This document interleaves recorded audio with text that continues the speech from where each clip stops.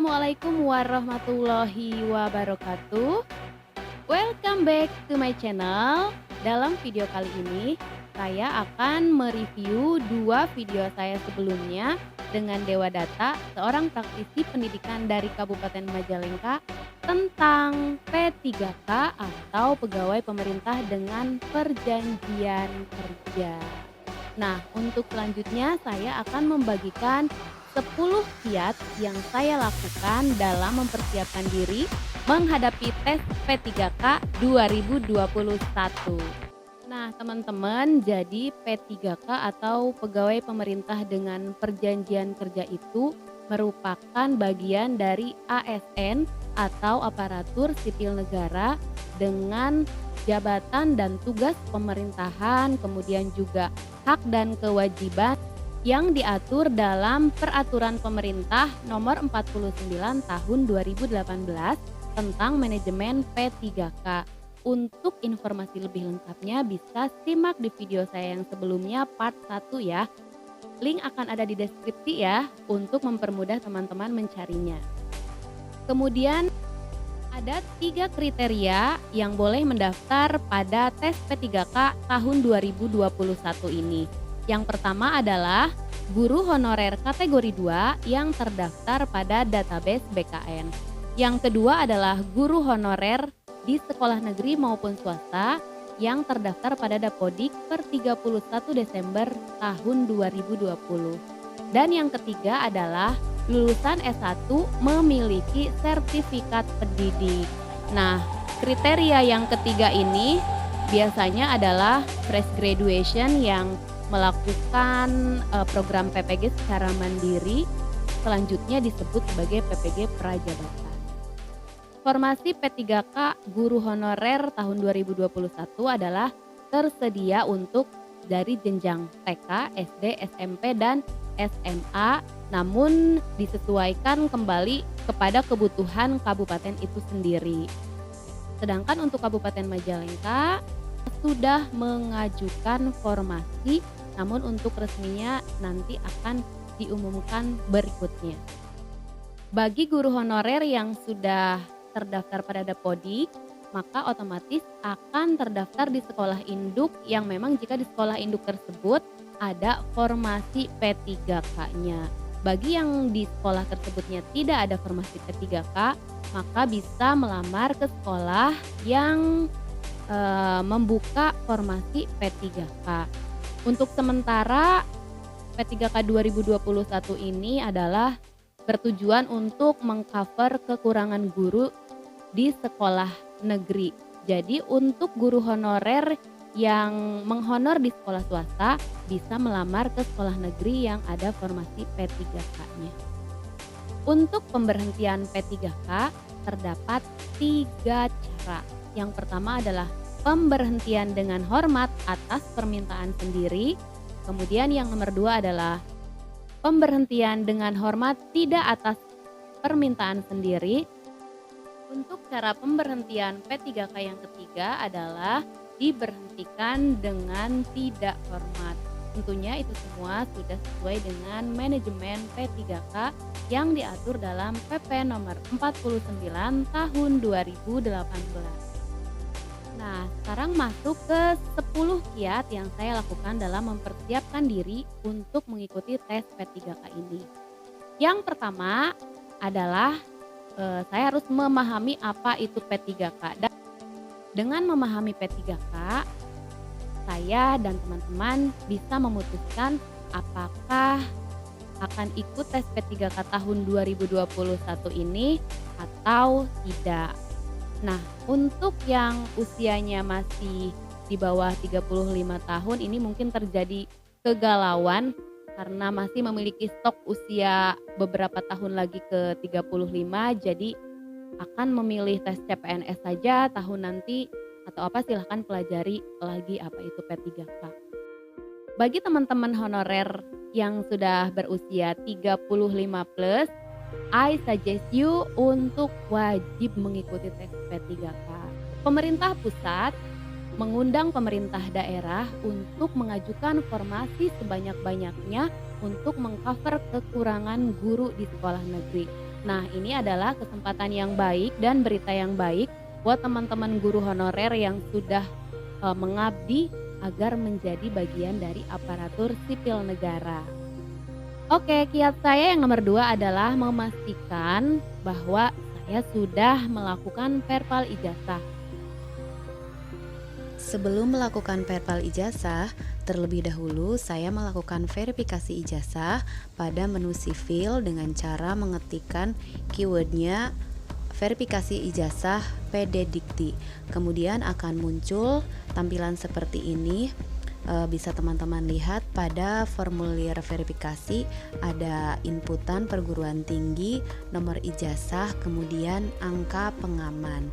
Nah, untuk menu perguruan tinggi saya menginputkan perguruan tinggi saya.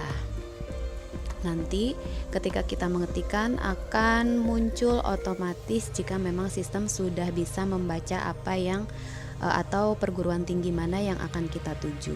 Untuk saya sendiri ini adalah menginputkan Universitas Muhammadiyah Cirebon. Kemudian akan muncul pilih program studi dengan pilihan tinggal di scroll saja ke bawah, kemudian centang sesuai dengan yang ada di ijazah kita. Selanjutnya adalah memasukkan nomor ijazah dan angka pengaman, kemudian tinggal verifikasi saja ijazah kita. Akan tampil di sana apakah ijazah kita terdaftar di PD Dikti atau tidak. Dan verifikasi pun selesai. Salah satu ijazah saya tidak muncul ketika dilakukan verifikasi di Forlap DD Dikti. Tetapi karena saya tidak memakai ijazah tersebut, tidak digunakan di sekolah induk maupun dimanapun, jadi untuk sementara saya belum mengurusnya ke kampus. Setelah melakukan verifikasi di Forlap Dikti, kemudian saya melakukan verbal ijazah di laman info GTK. Bagi yang berstatus guru honorer, maka menu untuk melakukan verbal ijazah itu akan otomatis muncul, akan dimunculkan oleh sistemnya. Nah, berbeda halnya dengan guru PNS dan pegawai tenaga kependidikan, itu tidak muncul menu verbal ijazahnya. Jika sudah menyelesaikan verbal di info GTK, kemudian kita klik lihat validasi, maka hasil integrasinya dengan PD Dikti penampilannya akan seperti ini. Data sudah diverbal pada 13 November 2020. Kiat dari saya yang nomor 3 adalah memastikan bahwa kita sudah memiliki akun SIM PKB. Bagi teman-teman yang sudah memiliki dan biasa mengoperasikan akun SIM PKB-nya pasti sudah paham. Tapi ada juga nih teman-teman yang masih belum bisa mengoperasikan akun SIM PKB-nya dan mungkin bahkan tidak mengetahui apakah dirinya sudah memiliki akun SIM PKB atau tidak. Akun SIM PKB ini berfungsi untuk mengakses portal belajar P3K sebagai bahan pembekalan kita dalam menghadapi tes P3K. Kiat keempat yang saya lakukan adalah mengikuti pembekalan pembelajaran P3K pada portal belajar P3K di laman dan portal yang sudah disediakan. Dalam hal ini, Kemdikbud memiliki harapan yang besar bahwa guru-guru P3K akan memiliki kompetensi yang baik atau berkompeten untuk menjadi seorang guru ASN. Namun, sampai sebelum saya take video ini, saya masih belum bisa mengakses portal belajar P3K tersebut. Entah mungkin masih versi demo atau maintenance atau apa, atau mungkin masalah sinyal saja. Mungkin teman-teman nanti bisa berbagi di kolom komentar bagaimana dengan teman-teman di sana, apakah sudah bisa mengakses portal belajar atau belum ya. Yang pasti saya harus terus memantau portal belajar P3K ini untuk dapat mulai belajar. Kiat saya yang kelima adalah mempersiapkan persyaratan seleksi administrasi dengan matang. Maksudnya adalah di sini saya harus mulai menyiapkan kira-kira dokumen yang untuk diunggah pada seleksi administrasi. Untuk rujukannya, dokumen apa saja yang nantinya diunggah, saya merujuk kepada tes CPNS di tahun sebelumnya ya. Jadi merujuknya ke sana saja. Kita bisa mempersiapkannya dari sekarang. Atau lebih bagus kalau memang file ataupun dokumen yang kemarin itu masih ada. Kiat yang keenam yang saya lakukan adalah join atau bergabung dengan grup-grup P3K. Nah, teman-teman bisa memilih boleh bergabung pada fanpage di Facebook, boleh juga di grup Telegram atau grup WhatsApp biasanya melalui invite link. Kalau di grup Telegram atau di Facebook itu, teman-teman tinggal search aja PPPPK 2021 atau P3K 2021, nanti akan muncul banyak grup. Silahkan pilih dan sesuaikan dengan kebutuhan teman-teman saja. Untuk kiat yang ketujuh, ini saya harus memahami formasi P3K yang sekarang dibuka. Formasinya adalah untuk saat ini memprioritaskan adalah pemerintah pusat membuka 1 juta guru bagi guru honorer. Nah, guru honorernya siapa saja? Kan di sini ada guru honorer kategori 2, ada guru honorer sekolah negeri swasta, kemudian juga ada guru honorer lulusan SMA, kemudian juga guru honorer tenaga kependidikan.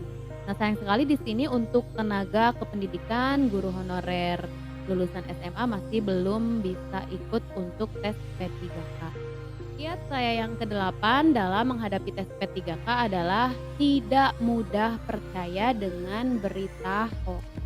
Untuk contoh, salah satu dosen saya menjadi korban oknum yang tidak bertanggung jawab. Dalam postingan media sosialnya, dosen saya membagikan bahwa ada oknum yang mengatasnamakan dirinya, kemudian juga menawarkan untuk mengikuti menjadi ASN melalui dirinya dengan sejumlah uang.